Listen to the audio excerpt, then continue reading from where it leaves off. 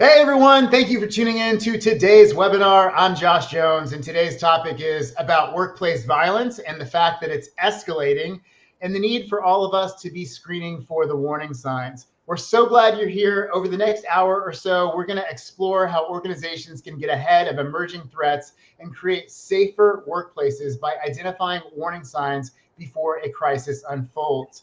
Workplace misconduct has become much more than a compliance concern. It's a life and death issue. Today, we're joined by Ben Mones, founder of Fama and a leading voice in ethical risk mitigation. Ben is going to help us understand the progression of misconduct, why conventional screening misses critical red flags, and how behavioral insights can help prevent violence before it starts.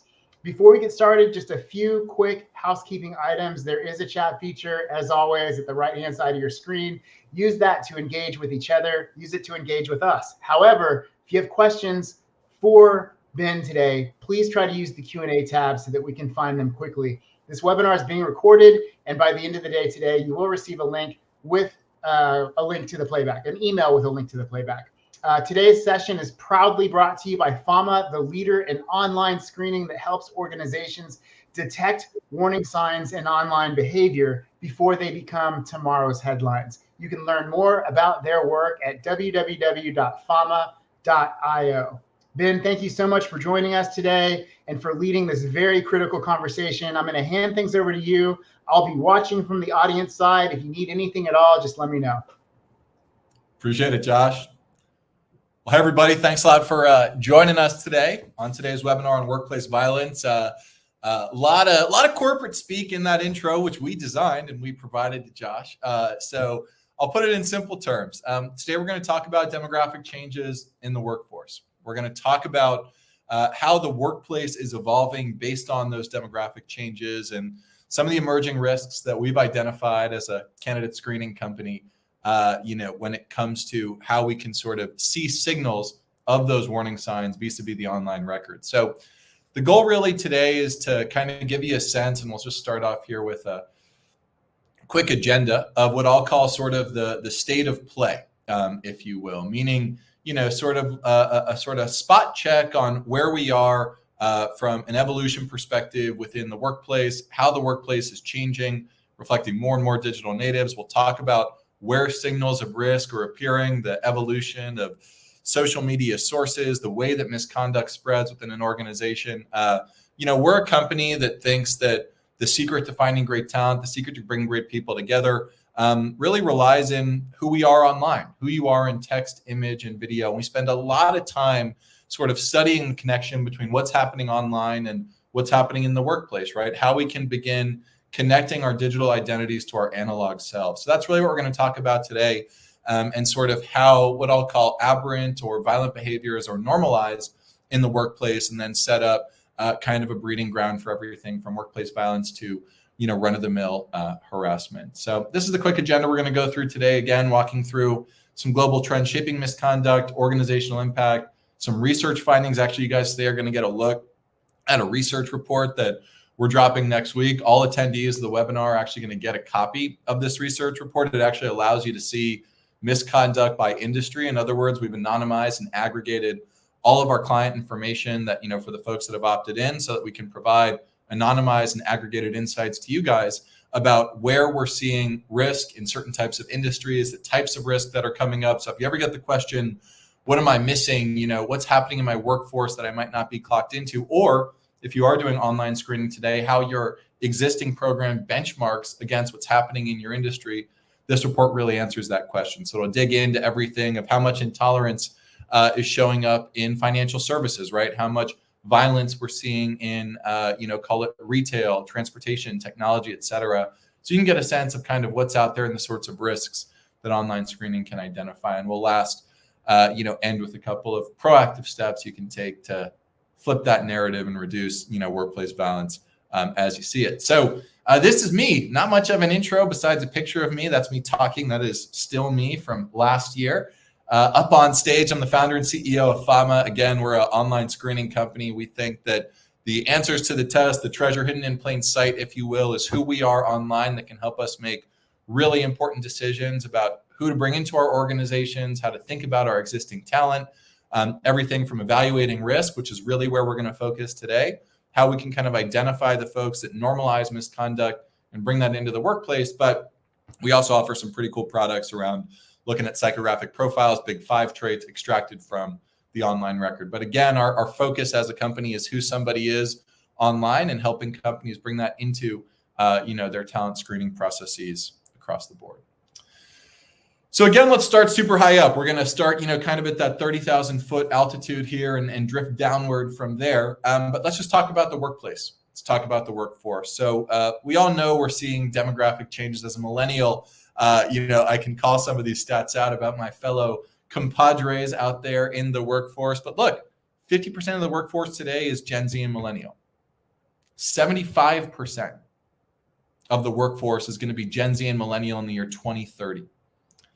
What does that mean? That means these are people who are all digital natives. I'm one of them, right? I remember 20 years ago now, more than 20 years ago now, getting my Facebook account when I got into university, right? It was one of those things back in 2004 where you had to have .edu email address. Some of my millennials here will remember, to get a Facebook account at the very beginning of online identity. And if you think about over time, millennials, Gen Z in the workforce today, these are folks that, like me, have grown up with online identity, whose digital selves have manifested into who that person is, who those people are, in the same way that their analog selves have developed, right? And so when we think about these demographic changes in the workforce, we're looking at the question of, okay, well, how can we evolve our talent screening process, our strategy, our technology in a way that reflects those demographic changes? And that's really what we're going to focus on today. So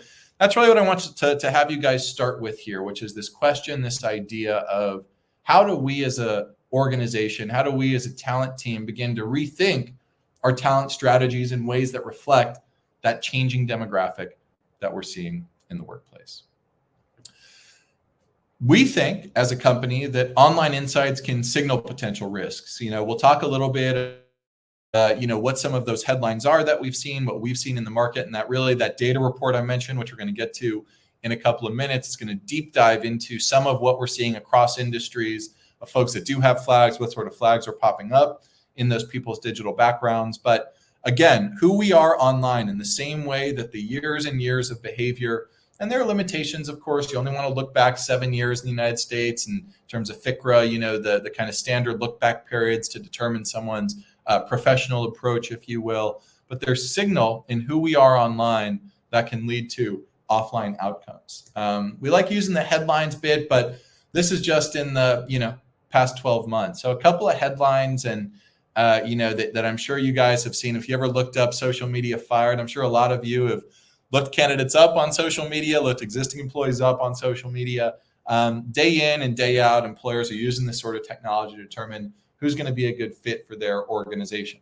In the same way that somebody saying something racist in a job interview, somebody openly evangelizing illegal drugs in the first day on the job, if you will, in the workplace, right? Things that you wouldn't expect someone to do, but do happen.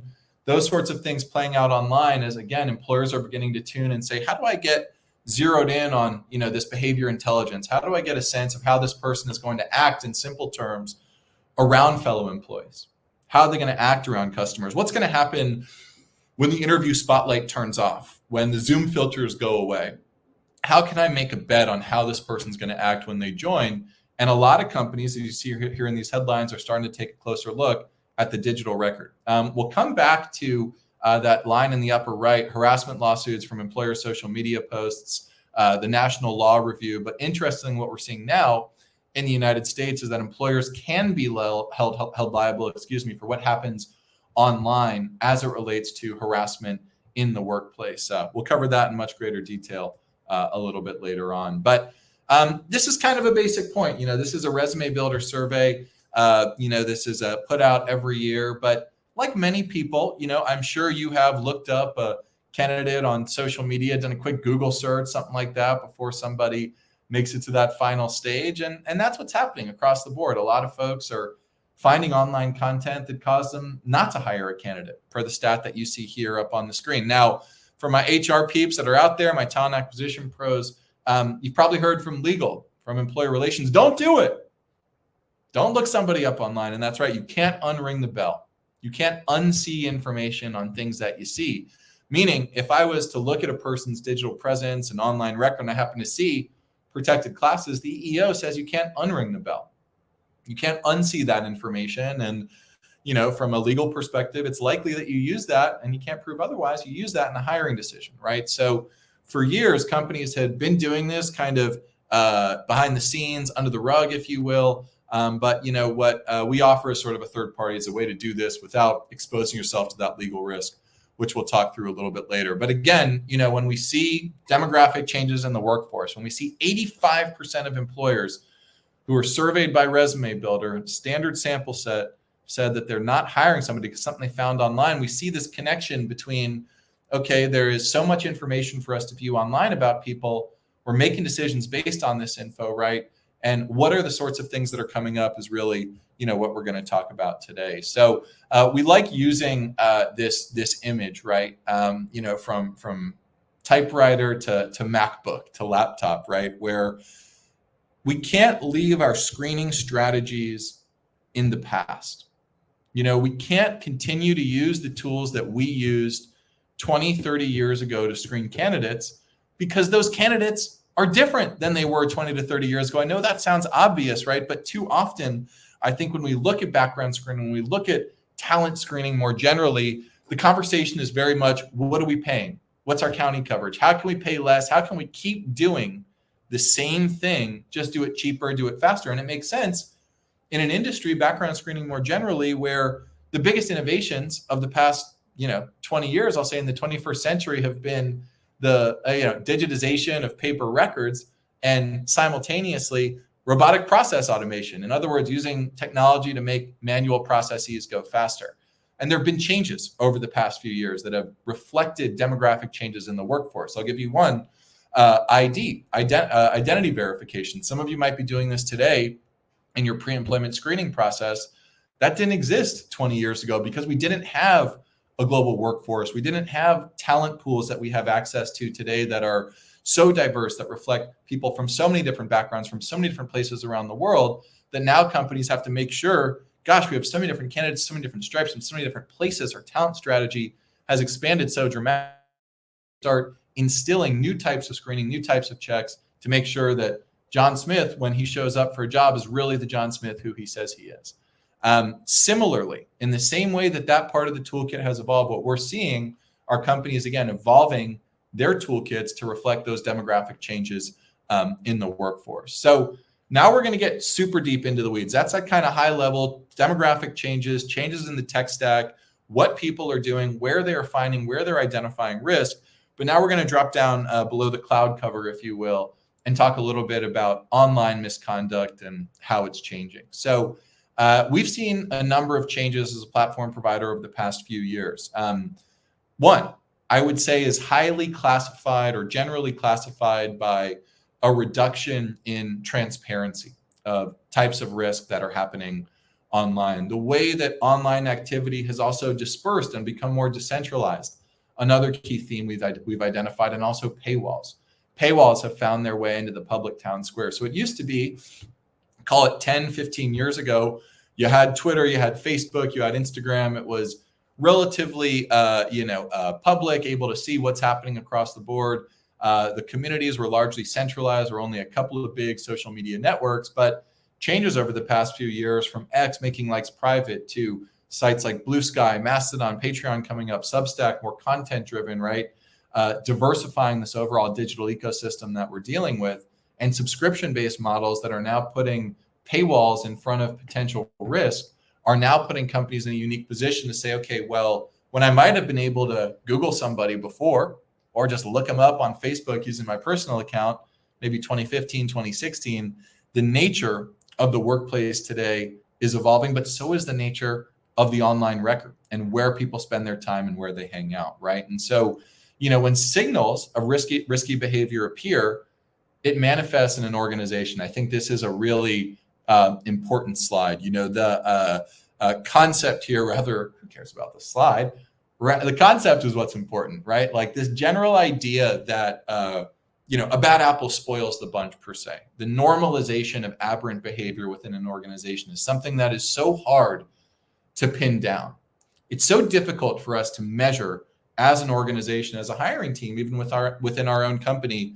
How does misconduct in the workplace manifest itself? What is that misconduct multiplier effect? There's some great research that came out. It's in the data report we can share with you on what we call the misconduct multiplier effect, meaning that one incidence of misconduct in an organization, this comes out of Harvard research actually, one incidence of misconduct, HBR did this whole thing on it, one instance of misconduct in an organization generates 1.5x more misconduct in that company, because it follows this sort of building pattern here. One, you're exposed to that sort of problematic content.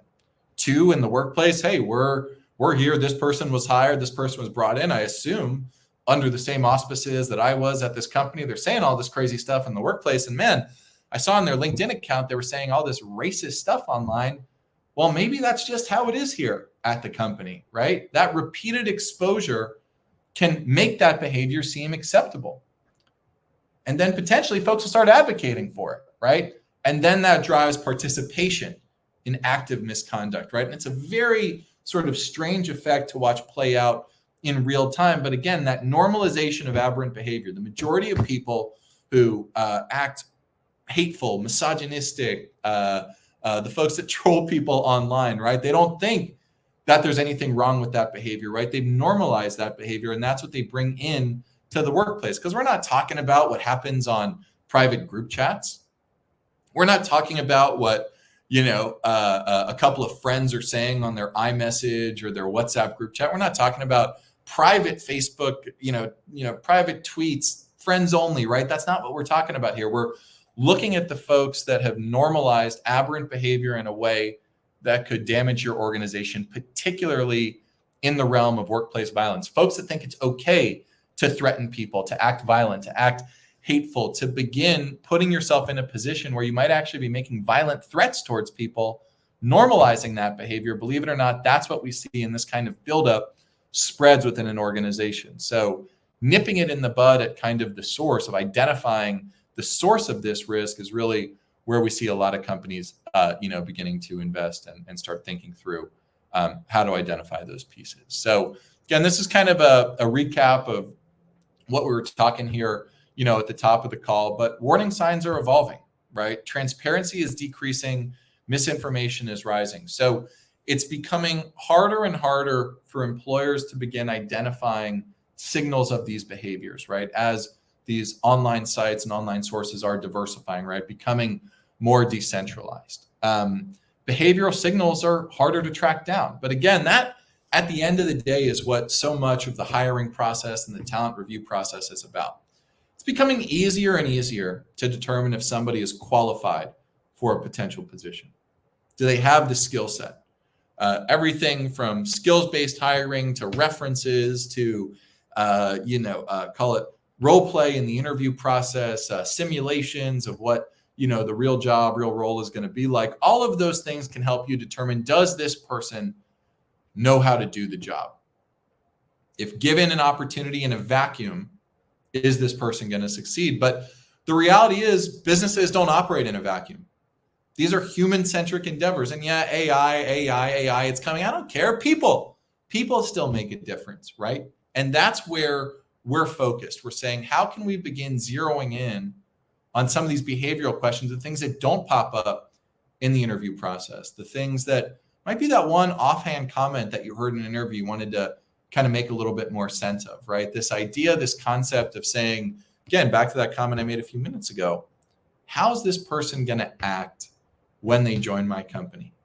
When the interview process is over, when the 180-day mark passes, when the 90-day review is completed, right? How are we thinking about this person and their ability to lead an organization, to participate in an organization, or to simply help keep that organization afloat, running, and championed in the eyes of its customers? And that's really what we call, behavior intelligence. So for so long, signals of those sorts of behaviors were dislocated. They were disparate. As mentioned, you see this kind of decentralized social media landscape. You see signals of who somebody is appearing in so many different digital sources. Of course, this wasn't a thing 20 years ago because you really could only rely on an interview. You could rely on a psychographic test. You could rely on a reference. You could rely on the first 90 days of when somebody's in the job. But given the proliferation, that change in that workplace demographic, again, digital natives, who we are online, offers such a rich history of who we are, how we behave, how we act. And for most of us, we see very little, right? There's very little risk that's out there. But for the folks where there is risk out there, for the very first time, we're able to pick up and look at a tweet and determine if someone is being sarcastic, if someone is actually saying something violent, if someone's saying something like, man, me and my team are going to kill it on this project we're working on this weekend. Very different than I have plans to kill my team after this project we're working on. And you might think that that never happens, right? You might think that that never occurs, but I'll tell you, you'll see in a second, list of things that we found. We stopped a workplace shooter. We found a hit list. We found a manifesto in a YouTube video that an employee had posted online about named executives that he was targeting. Of course, the employer got involved, law enforcement got involved. That was headed off, before something really bad happened. And that's what we're talking about here. We're talking about these signals existing in new formats and in new ways that were just candidly impossible to uncover. They didn't exist years ago. But now we see, with the changing nature of the workforce, that changing demographic, such a proliferation of behavior. And most of it is dog pics. Most of it is check-ins at restaurants. On mine, it's pictures of my kids, right? But the reality is that there are some folks that are out there that you can get some really unique intel into how somebody is going to act around people that look different than them. Their penchant for violence, their quick trigger to react in an anxious or unpredictable scenario.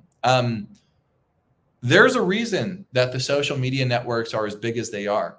There's a reason that, Meta in the United States is one of the top earners, one of the top stocks, right? Because that online identity has been commercialized, has been used to sell us products, right? So these social media networks for a long time have realized they could generate substantial ad revenue from our online identities. And this was the thing that always kept me up at night, was that, they say when you're not paying for the product, you are the product. And make no mistake, that's how these companies make money, from X to ByteDance to Blue Sky, all of these different sites. The way that they make money is by selling your data to advertisers and putting you in an audience and saying, we think Ben is a guy who likes blue shirts and he goes on the internet at 11:23 every Thursday and he goes to this website and you can really engage with him if you show him this ad, and we have a cookie partnership with this site. So, we think you can, buy ad space from us on Facebook and that'll see it on the other page. Anyway, the point is that there is so much more than commercializing our online identities that employers, again, are using this information for. Again, we came into the market with 85% of employers doing some form of online screening today. They were just doing it themselves, doing it on their own, exposing themselves to risk, not being able to unpack those decentralized communities. So that's really, again, what we're talking about here, this change in the workforce, change in the workplace, how that is evolving to, I think, reflect things that talent teams are already doing. We're not talking about anything new. I'm sure for the folks that have been in the biz for a while who are on the webinar, I'm saying things that are obvious. Of course, we're evaluating behavior. Of course, that's part of the job, right? So we're not talking about changing our strategy or changing our process, but it's really evolving that toolkit and how we go about it. Now, what I'll walk through here are a couple of different, warning signs and changes that, we've seen in the marketplace today. So to give you a sense on this data and what we're talking about, we're able to look across the board at all of our customers and say, okay, for those that are willing to anonymize and aggregate their data, we can blind all the PII and see on a per person basis how often are certain types of flags coming up. And so this data here reflects for the reports that have a flag, which is, typically de minimis in the single digit perspective, as you'll see on the next slide. But for all the reports that have a flag, what sorts of flags are we seeing? right? So in other words, this is not everybody across the board. 40% of people aren't trolling people on the internet, but of those that are flagged for something, 40% of those flags are related to trolling. And that's kind of obvious, right? A lot of our customers, when they think about, their business with us, sure, if you're in a highly visible role, maybe an executive at a company, for example, you probably don't want to be trolling, your favorite celebrity or your athlete or something like that, that you like. But for run of the mill, day to day, we don't really see trolling as a huge thing. But again, if you're harassing people on the internet, those are things that, employers do care about. They do want to know about, right? But certainly much more pressing at the executive level. But where things start to get really interesting are the other flag types that are out there. So just a little bit of background on the way that these flags work. So these are looking at text, image, and video using homegrown artificial intelligence. And since we're got to talk about AI, at some point, we're using LLMs a little bit, but really what we do is something called human in the loop learning, supervised learning. So what we used to do when we started the company in 2015, before we had the mature AI we have right now, we would have teams of people who would review content, and they would flag content based on certain guidelines. Two people had to agree what the same sort of flag was. They would look at a post and say, oh, this is a flag about intolerance. If they both agreed, boom, that label is now applied to that raw piece of content. That's something called inter-rater agreement, which basically has two people who look at the same piece of content without talking to each other, agree upon a label. We use that label that eventually for us found its way onto a report. A customer would see it. But over time, really like 2018, 2019, as technology began to improve, we realized we could train a machine how to do the same thing. That's something called human in the loop learning. So we had a golden data set where we would actually apply and create essentially as training data for a machine to replicate how to identify sarcasm in a piece of text, right? How to look at a TikTok video and determine that, someone was saying something threatening, right? To tell the difference between a bag of flour and a bag of cocaine on a table, right? And there are so many different elements down to the pixel, down to the individual emoji, the punctuation that we've used to train a machine on how to do it. So that's what these flags represent. In other words, the captures the difference between someone promoting intolerant ideologies online and someone who's decrying them, right? So that's what these flags all represent. Sex, threats, all the, as we like to say sometimes at Fama, all the fun stuff, is really what we flag for here at Fama. And I think, things like cannabis and other drugs can be pretty obvious. But one of the things that we saw was really interesting last year was that threats climbed nearly 180% year over year. Now, that sort of divisiveness, that acceptance of threatening behavior is one of the things that, we're sort of seeing in the marketplace today. But trends that our customers keep an eye on to say, wow, threats are up, that is a risk to my business, right? And that's, really, again, the focal point of today's conversation is, these risks are all important. But when we think about threats, when we think about violence, when we think about things that are happening in the workplace, those are some of the biggest red flags and bright red lines that employers are paying attention to. And now we can look a little bit more by industry here. So now this is percent of all the people we screened that had a flag of one of those types, right? So just to go back, you see the different flag types here: trolling, intolerance, sex, threats, cannabis, violence, other drugs, crime. So now this is by industry, the different sorts of flags that we see. So again, 4% of people in business services had some sort of flag. 16%, 4x nearly in consumer services, right? And so you see kind of reflections again in the industry. The one that kind of jumped out at me was financial services and sort of the hit rate there, which I think, you can draw your own conclusions about why that is. But, from my perspective, I was very surprised to see technology and financial services, media and entertainment, for example, being so high compared to some of these other, numbers down here we see for other industries. So some of these hit rates can also be quite high for those of you that are used to, I would say, rapid screening where your hit rates are under 1%. This is one of those reasons that customers really begin tuning themselves and saying, oh my gosh, like I had no idea the hit rates would be so high. I had no idea they would be so significant. But if you're in one of these verticals, this should give you a sense of either, how you stack up compared to your peers and the flag hit rates that you're seeing. Or if you're not doing online screening today, sort of what you're missing and what might be happening, without your explicit overall acknowledgement. So let me just do a quick look on the Q&A here. All right, I think we're good so far. But if there are any questions, Josh, just let me know if there's anything that I need to jump in on or answer. It looks like we're good. I'll get to that one comment here in a moment. But what does this look like in terms of stories, right? I can show you guys the data. We can talk about the impact of the hit rates, et cetera. But let's talk about the real stories that are happening. So this is just from a quick segment of things that we found on behalf of our customers. But these are the things that just at Fama that we found. So again, that potential workplace shooting.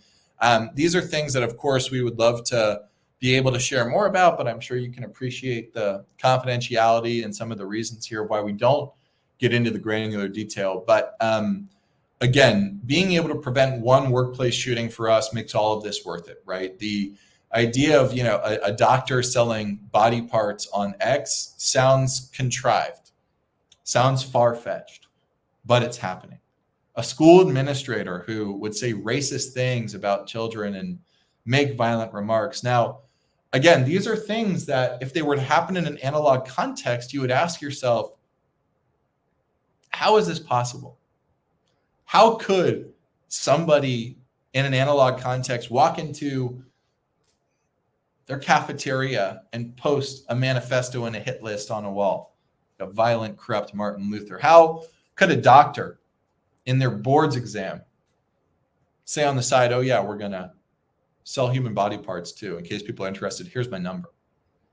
How would a school administrator meeting a board of trustees or in-depth interview panel say things that are violent and racist about kids? It happens. And it's that normalization of behavior that we are seeking to identify through online screening. And again, the total change in the workplace, that total change in the workforce has unleashed huge amounts of data that employers now have access to. But let's go back to what I said at the top of the call. You've probably been told not to do this. And you're right. Because if you do it on your own, I'm going to take you through a quick exam. Here's what could happen. There's no one's being graded, no tests or anything like that. But doing this sort of screening yourself, it's time intensive. It's inconsistent, of course. Asking people to come up with a shared definition of intolerance, to know how to find John Doe in a sea of John Does on a X on Facebook, to be able to navigate sites like Blue Sky, Substack, etc.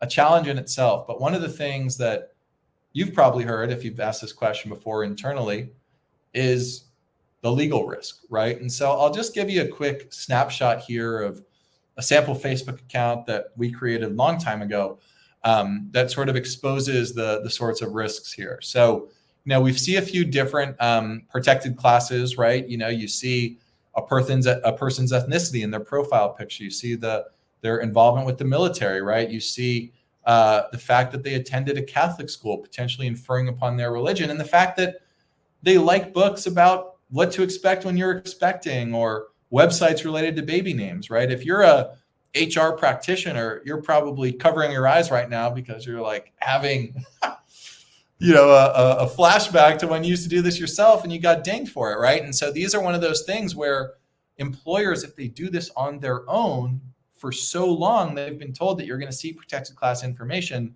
And that's one of the reasons that we started the company, was we were like, look, there is this veritable risk or veritable platform of risk that can be so instructive and helpful for us. How could we not want to know about a hit list?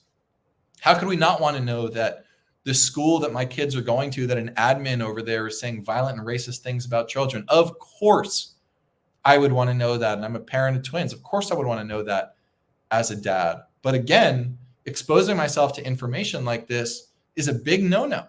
Do-si-do, this person, could justifiably, if I did this by myself, no matter what I found, make a claim that, hey, Ben saw what to expect when you're expecting. Ben saw I attended a Catholic school. I think he decided not to hire me because of those things. And it's very hard to prove otherwise. We know in the court of law, things have to be black and white. The gray areas where risk comes in, where even if you didn't intend, even if you didn't, was a risk or do anything or view anything that was a protected class, the government can still justifiably say that you did, because that's the way the legal system works here. So that's why so many companies who do this today turn to third parties to go about and do it themselves. Now, I mentioned, again at the beginning that we'd come back to this, but there was a big court ruling about who's liable and who's not. For a long time, there were questions related to, perhaps things like off-duty conduct you might be more familiar with in a different context where, hey, if it's not happening at work, who cares? If it's not happening at work, it's not an issue for us. That's not something we should be concerned about. But again, that's been undone by changes in the demographic of that workforce, right? Because in the same way that folks say things that are public, that fellow employees can see, that customers can see, that can damage brands, that can impact productivity, that can make good people want to leave, that can create that misconduct multiplier effect. So there was a court ruling, this was just last year, so this is all very fresh, where an employer is actually liable for employee misconduct that happens on employee social media channels, right? That folks can be harassed, folks can be targeted, folks can be impacted by what happens online. I think we all know that from our own personal experience, but now we have a line in the sand that says, hey, employers are now held liable. And imagine, if you see your colleague posting something like this, right? Even if you yourself are not an illegal immigrant, but your culture, your community, right? These are things that can really impact folks, their ability to focus, their ability to continue to do the job, to feel seen, to feel that sense of connection, belonging, and everything from psychological to workplace safety. So we're seeing this happen more and more. This is just one example, one case, but there are a litany of examples in both the public and private sector where employers have been held liable because of what happens online. That's just in the United States. What we're starting to see too in other regions, such as the UK, is that in certain industries, education, for example, there's something called the Keeping Children Safe in Education Act over in the UK. There's something called forget the name of it, but it's been the FCA, something for financial services firms, to protect employees in financial services from harassment. I think it's called the Worker Protection Act of 2023, all which are driving employers to now be not just held responsible, but liable for what's happening online between employees, and things that happen, on the internet can have that offline impact here. So let me pop over to some of the chat that we have here. So Tracy had a comment. There's been some discussion about how one's online persona is the owner. The statement, yep, Tracy mentions here. I'm just going to read what she said. Yeah, it's interesting. Tracy is sort of bringing up this comment of saying, hey, my opinions are mine and not my employer. How much of one's social comments and posts that are done outside of work are the property of one's employer, giving the employer to assess and determine risk. It's a great point, Tracy. And I think what we're seeing is that it's less that the posts that you make are the property of your employer, but things that are done publicly, online or offline, can have a bearing on that person's employment. And I think that's what this case here on the screen is all about, is that just because something happens on a personal channel, just because you say, well, these opinions are mine and not of that of my employer. Well, if I was again to be in a meeting with a customer and say something racist and say, you know what, like that's my opinion, not my employer. Well, if my opinion or myself, if I have a role in what happens with my employer, which I ostensibly do as an employee of that company, you can now justifiably say, hey, this is something that could impact the business, right? And so companies are updating their social media policies to kind of handle this sort of thing, and a decorum sort of employee handbook-esque approach, if you will. But, it's a great point, Tracy, that like the line between just what happens on a personal social media channel and what an employer can be held liable for is increasingly blurred, and in fact is becoming more concrete in saying that employers are actually held liable for that. And Francis asked a question, is financial services included in crypto? I don't think it is. I think that's included. Crypto is included in technology in that vertical. But again, everyone who's attending this webinar is going to get an early link to that report. So you'll be able to check out all that data industry by industry as you kind of filter through it. We're going to just close out with some impact, right? Because a lot of times it's, it's sort of sad, but sometimes we hear from customers like, okay, great. Things that are happening in my job, it's just part of the job. I can't control for this, right? This is an exogenous risk. This is just the cost of doing business. But the reality is that companies are losing so much money to workplace violence, to sexual misconduct, $300 to $1,000 per employee on harassment, for intolerance and discrimination, nearly $60 billion.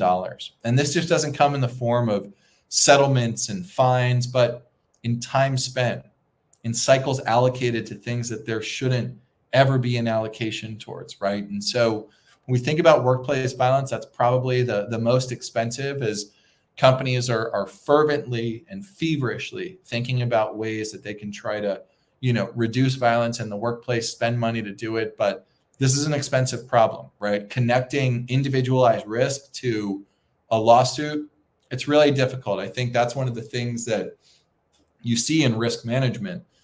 It's so easy to look the other way, to bury your head in the sand. It's so easy for us to say it's never going to happen to me, right? And the reason we buy the insurance policy, the reason that we wear our seatbelt, is we know that there's a small risk, and the government says that there's a risk of doing that. So that's why we're all required to do it, right? But I would posit that if we didn't have to buy car insurance, a lot of people wouldn't, right? A lot of people probably wouldn't wear their seatbelt if it wasn't the law. It's how it was before there was a law, right? But now we're starting to see that employers can begin making the connection between a single incidence of misconduct, the normalization, the jump to advocacy, the jump to participation, that then creates misconduct in organizations, that creates these outcomes, that normalizes these behaviors. One of the challenges we see with workplace violence, workplace misconduct, is that you might see what happens on the front end, but we're only dealing with it after the fact, right? As HR professionals, we only see that email that we get at 3 a.m. from employee relations, for example. We only get that phone call, that urgent meeting that's put on our calendar when something happens, right? And piecing together what happened is typically the job, the series of events, how it occurred, who said what, when, what happened when, where were we, what occurred. But the bigger question of why and how this unfolded, how, of course, sometimes this just happens randomly, things that, we wish we could prevent, there's no signal. But more and more, what companies are doing is saying, how can we get to the root of this? How can we establish the why this occurred? How can we prevent this from happening in the future? So I think for too long, employers sort of looked at these costs and just sort of threw up their hands and said, yeah, that's part of the game. Welcome to the rodeo.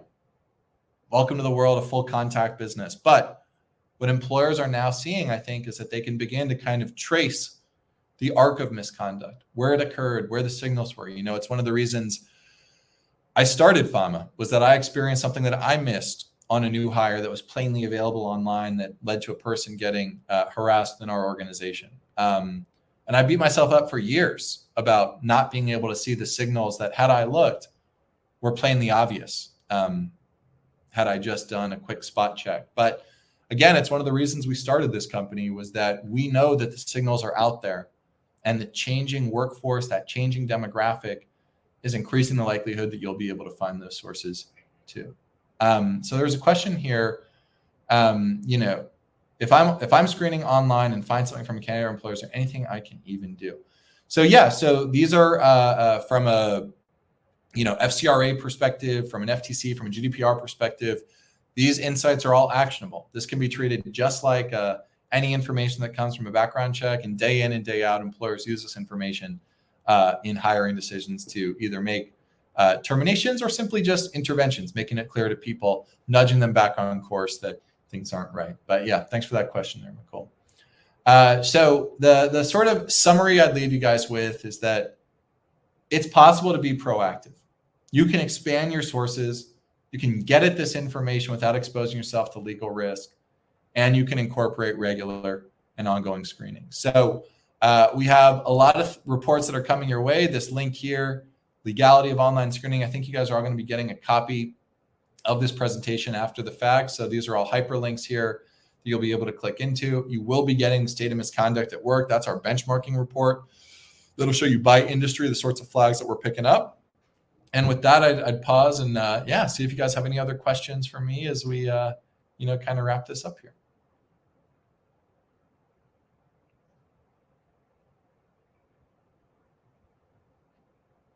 All right, I'll stop sharing my screen here and go big face back on the screen. And Josh, anything you want to close out with? I learned a lot, actually. And to your point, we've all seen a lot of cases, if we've been in the industry for a while, of being told what we can and cannot do. And we've all seen wild things online. So very appreciative of the work that you and the team are doing. I think this is a very necessary piece of the puzzle as we examine talent today and in the future. And to your point, as we watch the headlines and pay attention to the newsreels, we're seeing more and more information and data about the people around us. And it's kind of like when there's smoke, there's fire. So there are indicators. So appreciate this presentation, and we appreciate everybody that tuned in for this important information. As I say every time, we're always looking for interesting speakers and voices and insights to include in our programming. So if you're looking to get involved, please let me know. And we want to bring you the information that's important to you. So if there's topics that you want to learn about, but you're not ready to present, let us know about those topics as well. Ben and I are pretty easy to find. So if you have any follow-up questions, please, by all means, reach out. We'd be happy to talk to you. Huge thanks to our friends over at Fama for making today's presentation possible. Always awesome to work with you and your team. So that's really it. I can give you closing thoughts if you have anything else to say, or we can wrap things up. Yeah, no, appreciate it. Yeah, thanks for the time today, everybody, for joining the webinar. I think it's, again, the one message I'd leave you with is that your workplace is changing. The demographics in that workplace are changing, and you have an opportunity to evolve how you screen to reflect those changes. And if you want to chat more about it, holler at me on LinkedIn, come to our website, fama.io, check us out. But for now, thank you so much for taking the time. We know you guys are busy, and have a great rest of your day. Thank you.